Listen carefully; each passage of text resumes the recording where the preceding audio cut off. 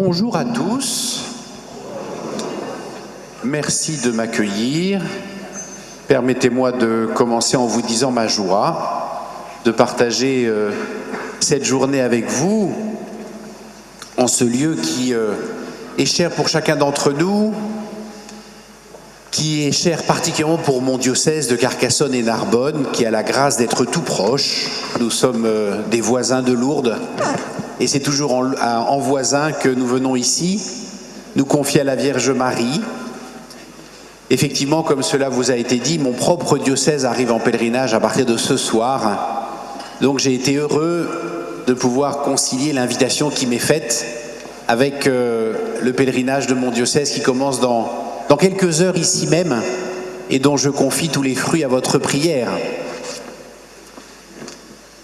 La proposition qui m'a été faite, c'est de réfléchir avec vous ce matin sur le thème de l'espérance qui vous guide tout au long de votre pèlerinage ici, qui nous guide bien sûr tout au long de l'année jubilaire dans laquelle nous sommes, appliqué à notre Église.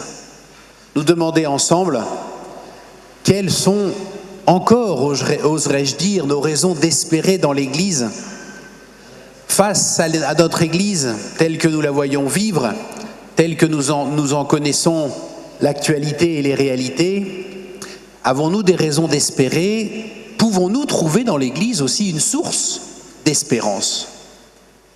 Et je n'ai pas besoin de dire combien cette question résonne pour nous avec une actualité douloureuse, parce que nous connaissons tous d'où que nous venions, le contexte général de notre Église, ce contexte de fragilité, de pauvreté qui marque tous nos diocèses, la difficulté de renouveler ceux qui s'engagent pour porter la mission, consacrée ou laïque, la difficulté toute particulière de trouver les prêtres dont l'Église a besoin pour annoncer la joie de l'Évangile.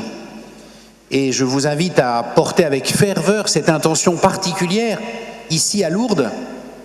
Et puis dans ce contexte général de pauvreté, de fragilité, nous savons aussi tous les éléments d'actualité qui viennent encore assombrir le tableau. Chaque jour, quasiment, chaque semaine en tout cas, il y a quelques jours à peine, de nouveaux éléments accablants sur la vie de l'abbé Pierre ont été révélés par les médias. Ici à Lourdes, nous sommes à quelques kilomètres seulement de Bétharram, dont nous savons les drames de violence et de brutalité qui se sont déployés pendant des décennies à Bétharram, et pas seulement à Bétharram, dans d'autres institutions similaires. Tout ça, nous le savons. Tout ça, nous le savons, et c'est ça, au fond, qui fait la gravité au sens étymologique du terme, c'est-à-dire pas seulement, ni principalement, le côté désespérant, mais surtout le poids de la question. Comment associer aujourd'hui ces deux mots d'église et d'espérance? Pour éclairer cette question, j'ai choisi de regarder avec vous simplement, ou en tout cas principalement, une des fresques les plus célèbres de l'histoire de l'art chrétien. Elle se trouve à Assise, dans la basilique Saint-François, et elle raconte un épisode très connu de la vie de Saint François d'Assise, l'épisode qui, au fond, l'a mis en route dans l'itinéraire que nous connaissons. C'est l'épisode de son dialogue avec le crucifix de Saint Damien que vous allez avoir maintenant sous les yeux normalement. Je laisse aux techniciens le temps de mettre cette image. Plutôt que ma photo datant quasiment de ma première communion, vous l'aurez noté. Il y a un caractère mensonger dans l'image qu'on vous a présentée.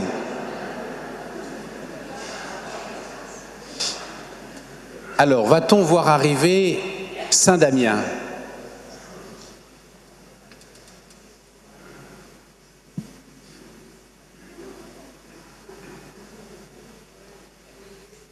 C'est loin Assise, faut le temps de trouver la photo évidemment.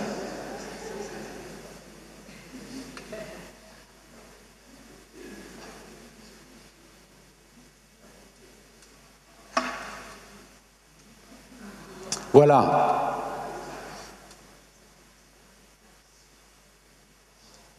Elle va prendre sa place, certainement.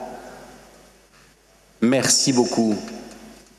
Voilà une fresque que j'imagine beaucoup d'entre vous ont déjà eue sous les yeux d'une manière ou d'une autre, parce que, je vous le disais, elle fait partie des plus célèbres des fresques de Giotto qu'on peut voir à Assise, et surtout, elle raconte cet épisode fondateur de la vie de Saint François, ce jour de 1205 où le jeune François, après avoir déjà choisi de changer de vie, après avoir choisi d'abandonner sa vie de frivolité et de facilité, erre aux alentours d'Assise à la recherche de la direction effective que Dieu lui propose. Il se retrouve dans le petit oratoire de Saint-Damien, en contrebas de la ville, en ruine, à l'abandon depuis longtemps, et face au crucifix, il entend le Christ. Il entend le Christ lui parler et lui dire « Va et rebâtis ma maison qui, tu le vois, tombe en ruine. Va et rebâtis ma maison qui, tu le vois, tombe en ruine. » C'est étonnant comme cet épisode de 1205 résonne de manière familière à nos oreilles, car au fond, ce constat de Jésus lui-même, il s'applique à tout le contexte que j'évoquais en introduction de mon propos. Ce qui, au fond, nous amène immédiatement à deux remarques préalables. La première, c'est que la difficulté apparente de concilier Église et espérance, elle ne date pas d'aujourd'hui, manifestement. Si c'est une difficulté très actuelle, ça n'est pas une difficulté neuve dans l'histoire de l'Église. Et la deuxième remarque qui s'impose à nous immédiatement face à cette scène du crucifix de Saint-Damien, c'est que si l'appel de Jésus est un appel à rebâtir, c'est donc qu'il y a des raisons d'espérer. C'est donc que, oui, nous allons pouvoir articuler de manière réelle, profonde, non artificielle, ces deux mots d'église et d'espérance. En commençant par résister peut-être, le cas échéant, si nous y sommes confrontés, à la tentation de fuir la difficulté, à la tentation de laisser tomber, à la tentation de la prise de distance. Jésus lui-même, en adressant à saint François cet appel à rebâtir et en nous le faisant entendre aujourd'hui encore, nous dit qu'il y a des raisons d'espérer. Alors lesquelles ? C'est pour essayer de les mettre à jour ensemble que nous sommes ici ce matin, pas seulement pour regarder l'étendue des dégâts, mais pour identifier ces raisons d'espérer. Et pour ça, je voudrais avec vous simplement regarder cette fresque. Regardez la façon dont, dans sa mise en scène, Giotto nous donne des indices précieux sur la manière de trouver, aujourd'hui comme hier, les raisons d'espérer dans l'Église. Alors voilà, moi ce matin, ce que j'avais envie de vous proposer, c'est une simple déambulation dans cette chapelle de Saint-Damien, comme elle est représentée derrière moi. Une sorte de déambulation dans un édifice, vous le voyez bien que Giotto, de manière très claire, a structuré en trois parties, à travers l'organisation des colonnes qui portent la chapelle de Saint-Damien. On voit bien que Giotto a identifié l'entrée, la nef et le chœur. Et donc c'est dans cette déambulation que je voudrais vous inviter à entrer avec moi, en commençant par franchir le seuil de cette chapelle de Saint-Damien. Enfin, franchir le seuil, ou ce qu'il en reste, puisque le seuil est totalement ruiné. Ça n'est pas une raison pour le franchir trop vite, parce que lorsque l'on s'y situe au seuil de la chapelle de Saint-Damien, lorsque l'on reste dans cette phase initiale, il faut prendre conscience que, en se tenant à la porte de l'Église, on se tient déjà au cœur de sa raison d'être. On est déjà à la porte de l'Église, là où nous comprenons à quoi sert l'Église.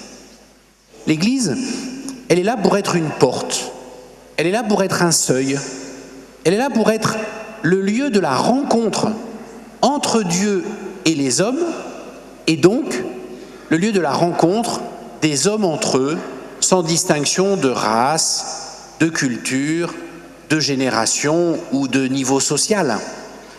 C'est ainsi que le Concile Vatican II a défini l'Église. C'est la première définition que le Concile en donne dans le premier paragraphe de la grande constitution dogmatique qui médite sur le mystère de l'Église dans le Concile Vatican II, la constitution Lumen Gentium que je cite. L'Église est, dans le Christ, en quelque sorte le sacrement, c'est-à-dire à la fois le signe et le moyen de l'union intime avec Dieu et de l'unité de tout le genre humain. Je répète cette citation du Concile, l'Église est dans le Christ, en quelque sorte le sacrement, c'est-à-dire à la fois le signe et le moyen de l'union intime avec Dieu et de l'unité de tout le genre humain. Voilà ce qu'est l'Église, un signe efficace de la rencontre entre Dieu et les hommes. Et voilà tout ce que nous dit le porche de l'Église, voilà tout ce que nous dit le seuil de l'Église. Le grand héritage spirituel du pape François aura été de nous ramener à l'importance cruciale de ce seuil. Lorsqu'il nous invitait à être une Église en sortie, lorsqu'il nous invitait à réinvestir les périphéries, avec ces mots que nous avons encore dans l'oreille et qui étaient ceux du pape François, il nous disait cette centralité du mystère du seuil dans le mystère de l'Église tout entier.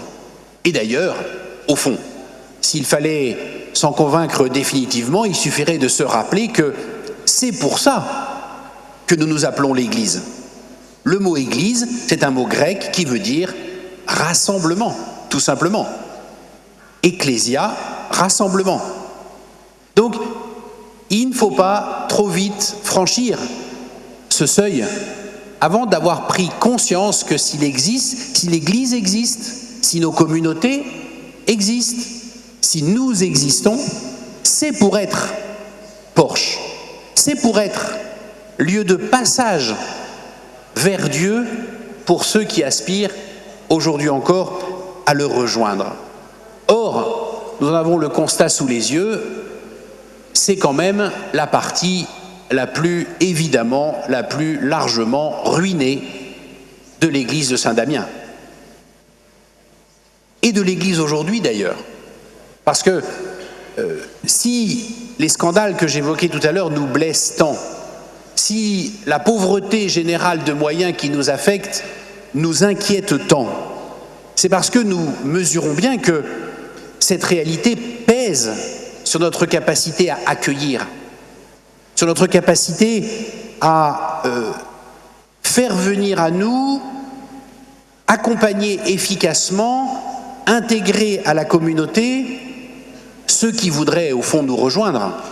Bref, nous mesurons bien qu'à travers les crises que connaît notre Église, pour une part, c'est notre crédibilité. C'est notre crédibilité comme lieu de rencontre avec Dieu qui est gravement atteinte. Même si, et il faut quand même le constater en même temps, on essaiera peu à peu d'éclairer ce paradoxe, même si notre Église de France, en 2025, n'aura jamais connu, vous le savez, autant de baptêmes d'adultes et d'adolescents de toute son histoire dans une seule année. Cette année, nous avons atteint un sommet avec 10 384 adultes baptisés, avec plus de 7 400 adolescents. Quel paradoxe! Quel paradoxe qu'une église à la façade aussi détériorée puisse être aujourd'hui un lieu vers lequel accourent autant de nouveaux baptisés. Peut-être que dans ce paradoxe-là, d'ailleurs, se trouve un indice important, qu'il y a des raisons d'espérer. En tout cas, ça ne doit pas nous justifier une sorte d'autosatisfaction, parce que ce que nous constatons tous curé de paroisse, évêque, membre de communauté, au contact de ces catéchumènes, au contact de ces néophytes, c'est qu'une chose est sûre, nous n'avons rien fait pour les attirer. Ils viennent sans nous, ils viennent malgré nous. Donc le fait qu'ils soient là ne doit pas nous permettre de nous rassurer à bon compte, d'en tirer je ne sais quelle autosatisfaction, nous détourner de notre responsabilité à rebâtir. Notre responsabilité à rebâtir que Jésus disait à François d'Assise et qui nous interroge en profondeur. Parce que devant une église dont la façade est à peu près dans cet état-là, aujourd'hui comme hier, nous avons une grande liberté d'imagination. Nous avons une grande liberté pour décider à quoi ressemblera ce que nous voulons reconstruire. Quel visage voulons-nous donner à notre Église demain et après-demain? C'est une vraie question qui nous interroge avec gravité, si je puis dire, parce que dans le modèle que nous allons choisir, dans les priorités que nous allons donner, nous voyons bien que nous devons nous garder de deux tentations très mondaines. Une première qui serait de se barricader, de reconstruire notre Église en mode château fort imprenable, la tentation de construire des communautés qui nous mettent à l'abri du monde, à l'abri du temps, à l'abri de l'ère du temps. On voit bien comment cette tentation traverse aujourd'hui notre Église, dans le domaine par exemple de la question scolaire. Faut-il mettre nos enfants dans les écoles de tout le monde si nous voulons leur transmettre la foi? Ne faut-il mieux pas les mettre dans des écoles à l'abri du monde? Bien des jeunes familles, dans mon propre diocèse, sont très légitimement habitées par cette question. Il y a dans notre Église aujourd'hui la tentation de nous reconstruire en mode forteresse imprenable et de nous barricader au fond, face aux difficultés du temps. Mais il y a aussi la tentation tout inverse de séduire, de reconstruire au fond une façade qui soit au goût du jour, qui soit selon les attentes du monde. Et là aussi, vous voyez bien comment peut se traduire très concrètement dans l'adaptation de la doctrine de l'Église, du discours notamment moral que nous pouvons tenir, dans l'adaptation de nos pratiques liturgiques, dans un sens ou dans l'autre. À quoi peut correspondre tout simplement la tentation de séduire, de ravaler la façade simplement pour être attirant? Il faut nous garder de ces deux tentations, celle de la stratégie marketing comme celle du barricadement, parce que vraiment, cet état d'effondrement peut être une opportunité réelle. Une opportunité de reconstruire notre Église qui donne à voir véritablement, qui donne à voir ce que nous sommes, le lieu voulu par Dieu lui-même pour offrir aux hommes et aux femmes qui en ont le désir de partager sa vie. Nous pouvons aujourd'hui, et c'est l'opportunité et la responsabilité que nous avons entre les mains, façonner nos communautés, façonner notre Église d'une manière qui témoigne de l'authenticité de notre vie avec le Christ. Et c'est ça au fond l'enjeu de la responsabilité que nous avons entre les mains. Donner à nos communautés un visage qui permette à ceux qui nous voient de comprendre que ceux-ci vivent avec Jésus. Ceux-ci vivent selon l'Évangile, ceux-ci vivent au plus près du cœur de Dieu. Parce que c'est ça qui est beau dans la fresque de Giotto que vous avez sous les yeux, c'est que Jésus est là. Jésus est là, et bien là, dans le cœur de l'église de Saint-Damien. Ce cœur, il n'est pas simplement en ruine, comme l'est le porche de l'église, il est ouvert. Regardez bien la partie qui manque au sommet de l'église, qui constitue au fond une ouverture sur le ciel. Là, on n'est pas simplement dans une partie en ruine, on est dans une partie ouverte qui permet de bien comprendre que le crucifix qui occupe tout l'espace du cœur que vous avez devant les yeux, dit la présence de Dieu lui-même. Dieu est là, et c'est vers lui que saint François, en prière, semble tout aspirer. Tout le corps de François tend vers le crucifix. Le regard de François est fixé sur le crucifix. On sent que de tout son cœur, François est tendu vers cette présence du Christ au cœur de l'Église. Nous aussi, chers amis, il nous faut essentiellement partager cette tension vers le Christ dont témoigne François dans la fresque de Giotto. Nous aussi, si nous voulons comprendre l'Église et y trouver des raisons d'espérer, nous devons entrer dans cette vision théocentrique, c'est-à-dire centrée sur Dieu, c'est-à-dire fixée sur Dieu pour comprendre l'Église. Nous rappeler sans cesse que quand nous affirmons notre prétention à être le peuple de Dieu, nous ne revendiquons pas d'être le peuple propriétaire de Dieu, mais le peuple propriété de Dieu. Et ça change tout. Ça change tout de se croire propriétaire de Dieu ou de se comprendre propriété de Dieu. Si nous voulons comprendre l'Église en profondeur, si nous voulons nous y situer avec intelligence, si nous voulons agir et y prendre nos responsabilités de baptisés, nous devons sans cesse revenir à cette réalité que c'est Dieu qui a eu l'initiative de construire son Église.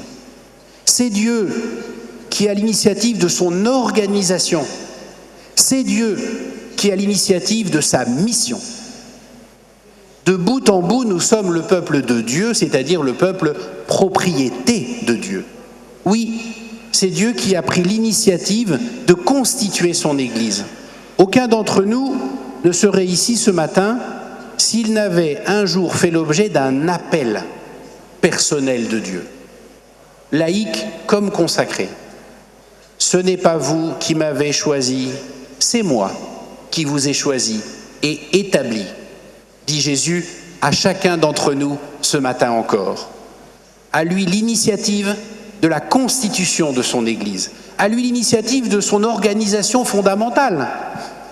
On voit bien qu'il y a des choses quand même globalement qui tiennent bon dans cette structure, en particulier ces colonnes assez solides et encore en très bon état, parce que c'est Jésus qui a posé les colonnes de l'Église, c'est Jésus qui a posé les sacrements, c'est Jésus qui a posé le ministère apostolique, le ministère des évêques, des prêtres. L'architecture fondamentale de l'Église est posée par Dieu lui-même. Nous n'avons pas à réinventer l'Église comme si elle était le fruit de notre imagination, de notre générosité ou même de nos capacités managériales. Nous avons à recevoir fondamentalement l'Église, comme Dieu la voit, comme Dieu la veut, parce que c'est lui qui a l'initiative de sa constitution fondamentale. Et nous n'avons même pas à nous imaginer pour nous-mêmes une feuille de route pour demain, à nous demander au fond à quoi nous pourrions bien servir au milieu du monde, puisque la mission de l'Église est encore posée par Dieu lui-même. Vous êtes le sel de la terre, vous êtes la lumière du monde. Les choses sont dites pour aujourd'hui comme pour hier et pour demain. Voilà tout ce que veut dire adopter, comme François, une vision théocentrique de l'Église. C'est-à-dire commencer par la voir du point de vue de Dieu. C'est la seule manière d'entrer avec intelligence dans le mystère de l'Église. Voilà encore un mot qui prête à bien des confusions, le mot mystère. On l'utilise dans le vocabulaire courant, chacun d'entre vous le sait, pour dire quelque chose d'incompréhensible. Ah, c'est un mystère. Si tel est le cas, alors accordez-moi que ça ne peut pas s'accorder à la foi catholique, ce mot-là. Parce qu'on ne voit pas pourquoi Dieu se serait donné autant de mal pour se révéler s'il était incompréhensible. Alors on positive, on dit, bon, un mystère, c'est quelque chose qu'on n'aura jamais fini de comprendre. Mais ce mot-là, encore, ne coïncide pas avec l'usage que nous en faisons dans le champ de la foi. Quand saint Paul proclame pour Timothée « Il est grand le mystère de la foi », comme nous le faisons nous aussi lorsque nous célébrons l'Eucharistie, saint Paul veut dire très précisément « Il est grand le projet de Dieu pour les hommes et la façon dont il s'accomplit dans l'histoire ». Voilà le sens du mot mystère. Le projet de Dieu pour les hommes et la façon dont il s'accomplit dans l'histoire. Eh bien ce mot-là, et c'est d'ailleurs ce que dit saint Paul dans ce passage à Timothée, il est grand le mystère de la foi, c'est le Christ. C'est le Christ. Ben oui, qui accomplit le projet de Dieu pour les hommes dans l'histoire, si ce n'est Jésus? Dans sa personne, dans sa vie, sa mort, sa résurrection et toute sa mission. Donc au fond, le mot mystère appliqué au champ de notre foi catholique, c'est à Jésus qu'il s'applique en propre. Seulement nous savons que si le mystère, le projet de Dieu pour les hommes tel qu'il s'accomplit dans l'histoire, n'avait pu rejoindre finalement que la poignée d'hommes et de femmes qui ont eu l'opportunité de toucher le manteau de Jésus sur les routes de Palestine, au fond, ce mystère n'aurait pas rejoint grand monde, puisque Jésus aura finalement eu 3 ans de vie publique, il y a 2000 ans de ça, à 4000 kilomètres de chez nous. Voilà pourquoi Jésus a constitué son Église. Voilà pourquoi il rassemble des apôtres, pour que le mystère continue, pour que le projet de Dieu pour les hommes s'étende, sans plus de limites, ni d'espace, ni de temps. Voilà pourquoi l'Église, c'est le mystère continué. Et c'est comme ça qu'au fond, on comprend l'Église au mieux, comme le mystère continué, comme le projet de Dieu pour les hommes continuant de s'accomplir à travers les siècles et à travers les continents. J'insiste lourdement parce que c'est seulement comme ça, c'est seulement en regardant l'Église à partir de la présence du crucifix qu'on va pouvoir comprendre l'intelligence de l'édifice et, je ne perds pas de vue mon objectif, en extraire des raisons d'espérer. Dans ce regard de foi qui nous permet de voir l'Église comme une réalité unissant indissolublement, comme la personne de Jésus, une dimension humaine et une dimension divine. Dans l'Église, il y a cette dimension divine qui est première et cette dimension humaine qui est celle que nous avons au quotidien sous les yeux, évidemment, qui est celle que nous voyons chaque jour dans l'épaisseur, l'âpreté de nos communautés, de nos vies fraternelles, de la réalité très concrète que nous avons sous les yeux. L'humain et le divin sont indissolublement unis dans le mystère de l'Église, mais chacun a sa place. Chacun a sa place. L'humain en particulier a une dimension instrumentale. L'humain est au service du divin dans le mystère de l'Église. Et en se situant de cette manière par rapport au mystère de l'Église, alors, on va pouvoir mettre à sa juste place, dans une articulation heureuse, chacune de ces 2 dimensions. La dimension divine de l'Église, qui est évidemment l'essentiel, qui est garantie jusqu'à la fin des temps. Je suis avec vous tous les jours jusqu'à la fin des temps, promet Jésus à ses disciples avant de les quitter au jour de l'Ascension dans l'évangile de saint Matthieu. La dimension divine de l'Église est celle qui ne passera jamais, quoi qu'il arrive.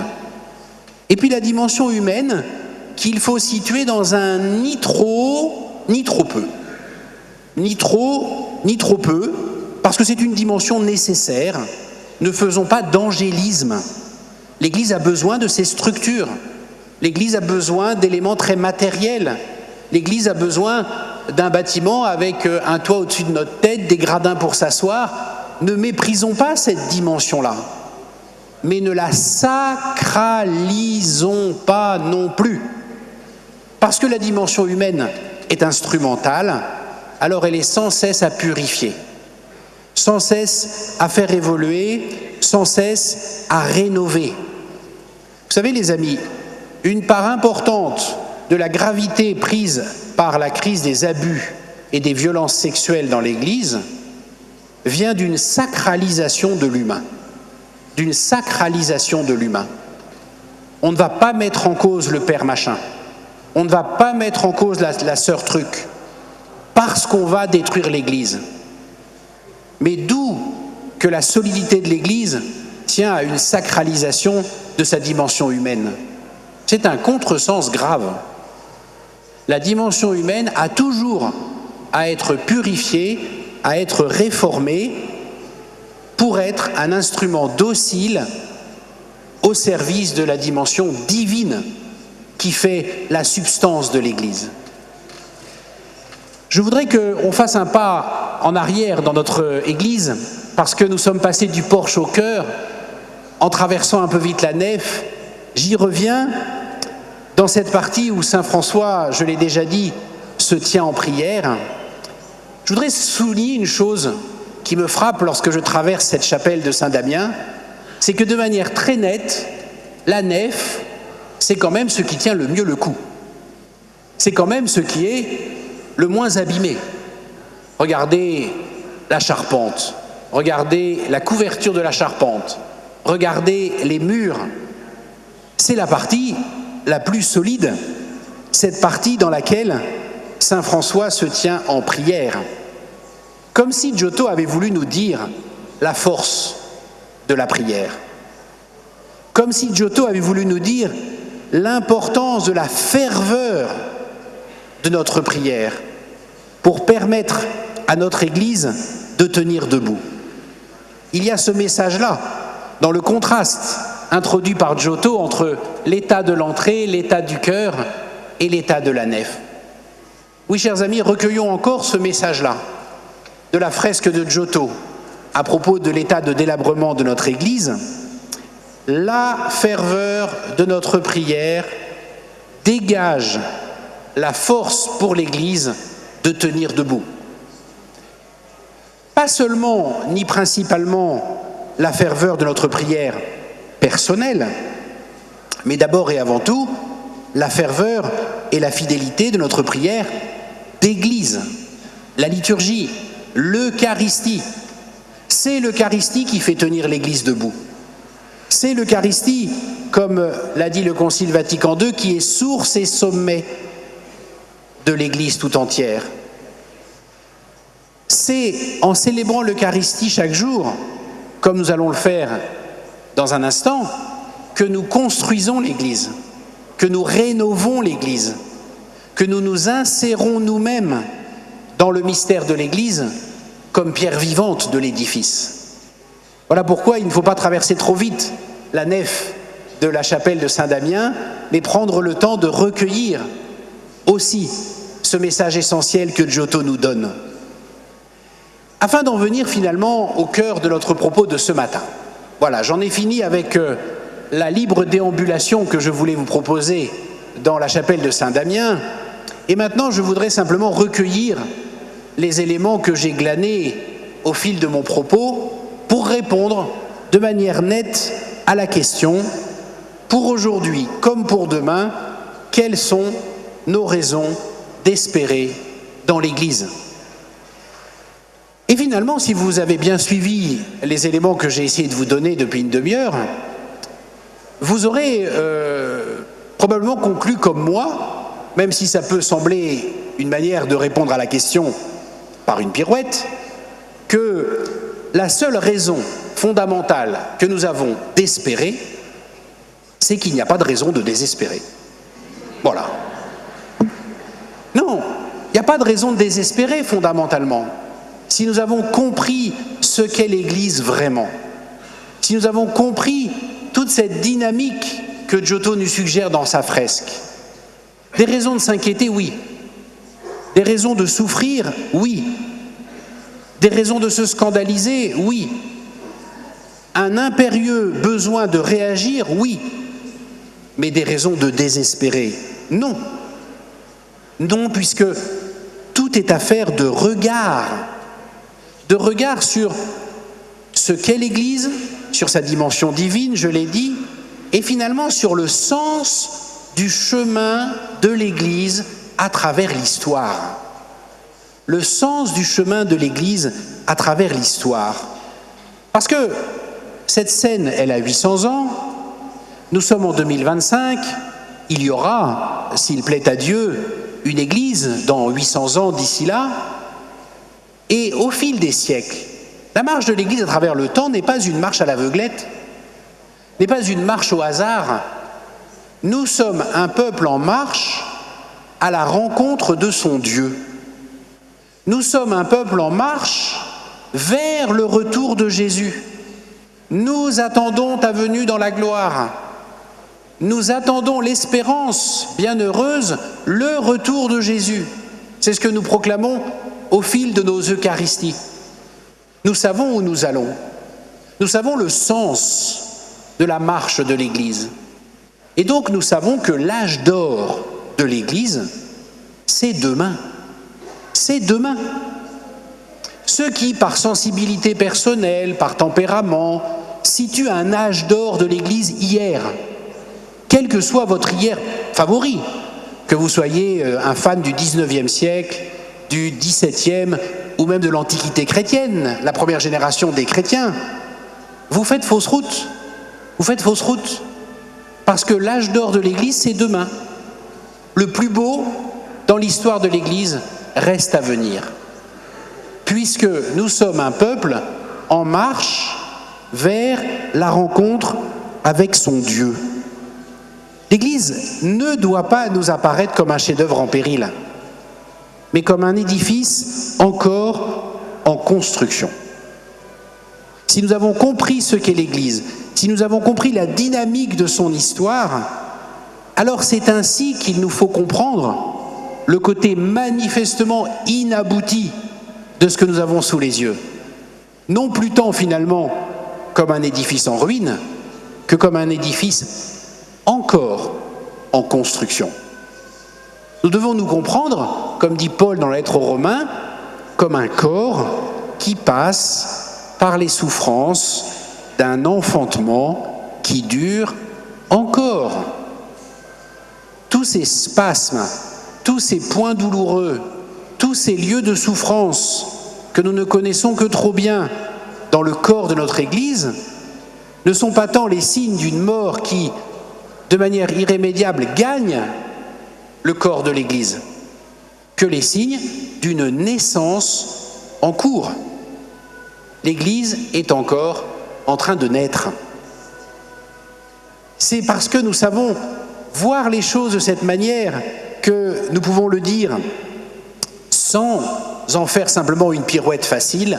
Oui, notre seule raison d'espérer, c'est qu'il n'y a pas de raison de désespérer. Il n'y a pas de raison de désespérer sur la force d'attraction qu'exerce notre Église, finalement malgré elle, et dont témoigne cet afflux des catéchumènes que j'évoquais tout à l'heure au début de mon propos. Qu'est-ce qu'ils nous disent, ces catéchumènes, en venant si nombreux frapper à la porte de nos communautés ? Eh bien, lorsqu'on discute avec eux, lorsqu'on lit leurs lettres de demande de baptême, comme j'ai la grâce de le faire beaucoup, moi comme évêque, et comme tous mes confrères évêques, ils nous disent tout simplement que l'Église est attirante tant qu'elle peut témoigner de la grandeur d'une vie humaine habitée par la présence de Dieu. Tant qu'elle peut témoigner que c'est en rencontrant Jésus-Christ et en liant sa vie à la sienne que l'on s'accomplit soi-même. Et dans la mesure où nos communautés, même pauvres, même maladroites, même réduites à peu de choses, offrent à ceux qui viennent frapper à nos portes de faire cette expérience pour eux, alors l'Église reste pleinement elle-même, pleinement fidèle à sa mission. Et vous le savez, chers amis, ceux qui incarnent par excellence ce témoignage-là, ce sont les saints. Les saints, Saint François d'Assise, que nous avons sous les yeux depuis le début de mon propos, et tous les autres, parce que c'est impressionnant de remarquer une concomitance qui finalement ne doit rien au hasard dans l'histoire de l'Église. L'histoire de l'Église, elle est faite d'une succession de crises profondes. Et c'est dans ces moments de crise profonde que Dieu a fait surgir les plus grands saints. Saint François d'Assise, il se met en route sur cet appel de Jésus que je vous rappelle, « Va et reconstruis ma maison qui, tu le vois, tombe en ruine ». On ne peut pas mieux dire dans quel état était l'Église à l'époque où surgit la figure de François, où surgit concomitamment la figure de Claire et tous les saints qui vont s'en suivre. Et si l'on parcourt l'histoire de l'Église, on pourrait faire longuement le même constat à toutes les époques. Une des très grandes crises dont nous ne sommes pas d'ailleurs encore remis complètement a été la Réforme au XVIe siècle, la rupture dramatique entre catholiques et ceux que nous appelons aujourd'hui les protestants. Eh bien, la Réforme, c'est aussi la période où vont émerger un Saint Ignace de Loyola, une Sainte Thérèse d'Avila, un Saint Robert Bellarmin et tant d'autres saints qui sont des géants de la foi, qui vont être ces hommes et ces femmes au moment d'une crise profonde, qui vont au fond témoigner de l'essentiel de l'Église. La beauté d'une vie d'homme, d'une vie de femme, pleinement abandonnée à Jésus. Au fond, voyez-vous les amis, les saints, c'est comme les champignons. Ça pousse sur des territoires et dans des conditions d'hygrométrie et de température très précis. Les saints, ils poussent sur les fractures de l'histoire. Grandes fractures, grands saints. Et pas d'ailleurs que les fractures de l'histoire de l'Église.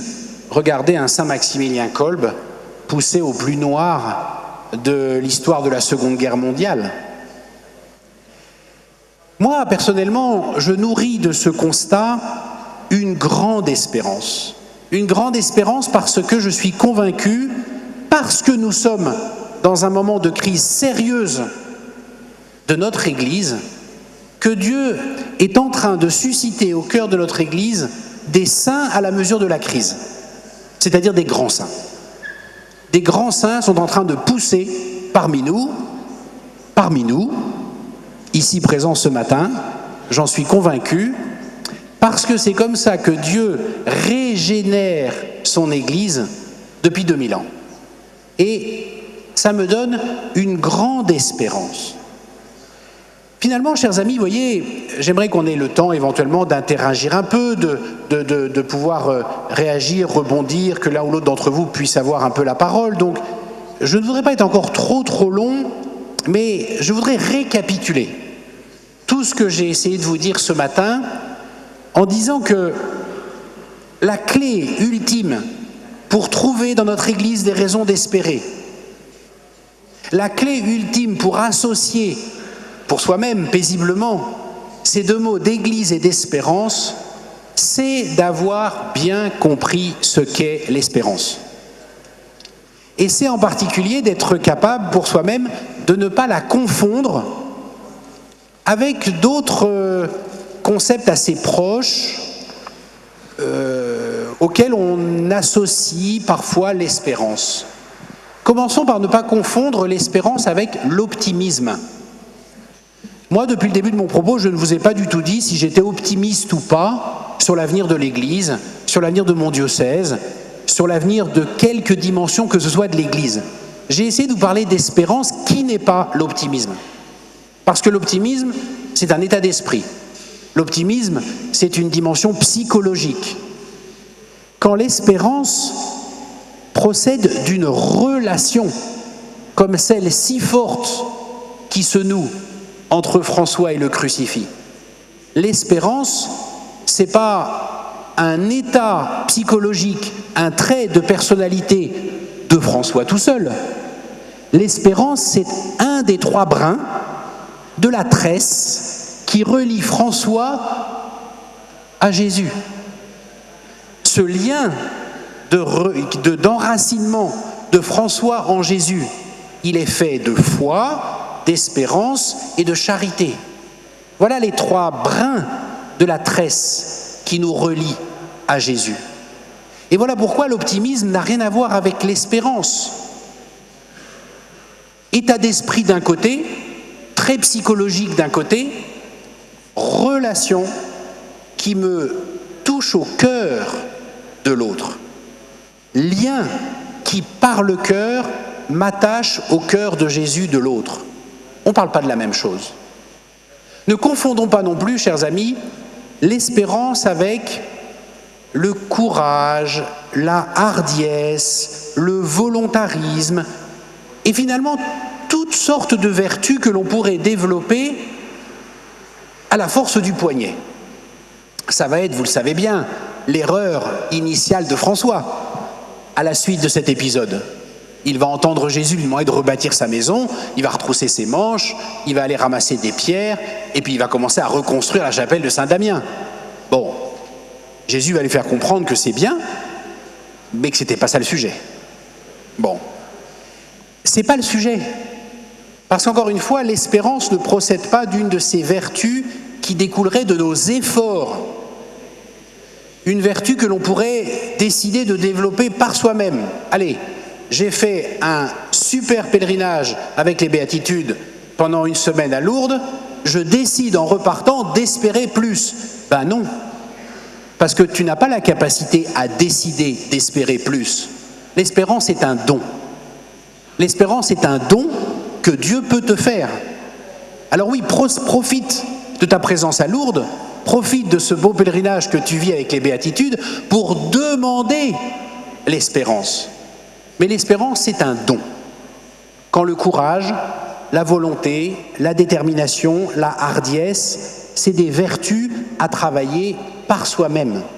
Donc voilà pourquoi il ne faut pas plus confondre ou réduire l'espérance à du courage, de la combativité, qu'il ne faut réduire l'espérance à de l'optimisme.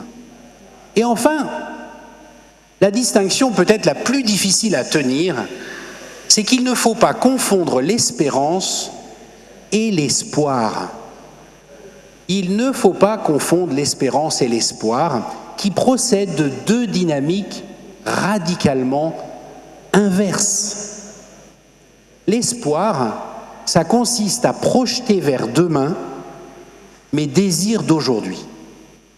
Je suis malade, j'ai l'espoir d'être guéri. Je suis au chômage, j'ai l'espoir de trouver du travail. C'est une belle vertu nécessaire, l'espoir. C'est la vertu, au fond, de se projeter vers demain à partir de ce qui me manque aujourd'hui par la force du rêve. C'est ça la dynamique de l'espoir. Mais la dynamique de l'espérance, c'est tout l'inverse. La dynamique de l'espérance, ça consiste à vivre aujourd'hui à la lumière de ce que je sais de demain. Ce que je sais de demain. Vous allez me dire, moi je ne sais pas grand-chose de demain. Je sais ce qu'il y a écrit dans mon agenda, mais je ne sais même pas si ça va se faire.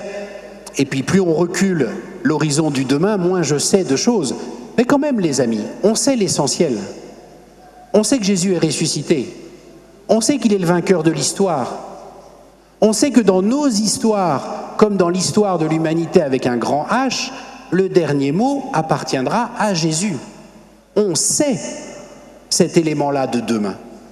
L'espérance consiste à vivre ce que je dois vivre aujourd'hui, les âpretés d'aujourd'hui, les tensions dans ma famille, les contretemps par rapport à mes projets, les lourdeurs de ma communauté religieuse, les difficultés à faire avancer mon Église, à la lumière de ce que je sais de demain. Le Christ est vainqueur. Le dernier mot lui appartiendra. Et ainsi, l'espérance permet de repérer dès aujourd'hui, dans un paysage qui permettrait objectivement d'avoir un regard mitigé, c'est le moins qu'on puisse dire, les points qui sont les prémices de la victoire finale. L'espérance, ça consiste à repérer les points de lumière dans un paysage, fût-il très sombre, parce que je sais que ces points de lumière annoncent le plein jour. annonce que demain, il fera jour. Vous voyez, si on veut vivre d'espérance et répondre à la question « Y a-t-il vraiment dans notre Église des raisons d'espérer ?», il est fondamental de ne pas confondre l'espoir et l'espérance. De ne pas confondre le fait de projeter vers demain le désir d'une amélioration de la situation avec le fait de lire les défis d'aujourd'hui avec la certitude que demain, c'est Jésus qui aura le dernier mot de l'histoire. Et puisque nous sommes à Lourdes, chers amis, permettez-moi, avant de vous laisser la parole, de me référer sur ce point à la Vierge Marie. Je ne perds pas de vue que c'est le thème de notre pèlerinage à Lourdes cette année, avec Marie, pèlerin d'espérance, parce que Marie à Cana, lorsqu'elle invite les serviteurs à faire tout ce que Jésus leur dira, elle les invite à l'espérance, et pas seulement à l'espoir. Elle les invite à mettre en œuvre dès maintenant ce que Jésus leur demande de faire, en s'appuyant sur la certitude de ce qu'est Jésus, que Marie a déjà dans le cœur. Et ainsi, pour terminer en citant un des grands maîtres spirituels de la tradition cistercienne, Elred de Rivaux, ainsi nous ne sommes plus dans l'incertitude de l'espoir humain, mais dans la certitude de l'espérance. Nous ne sommes plus dans l'incertitude de l'espoir humain, mais dans la certitude de l'espérance.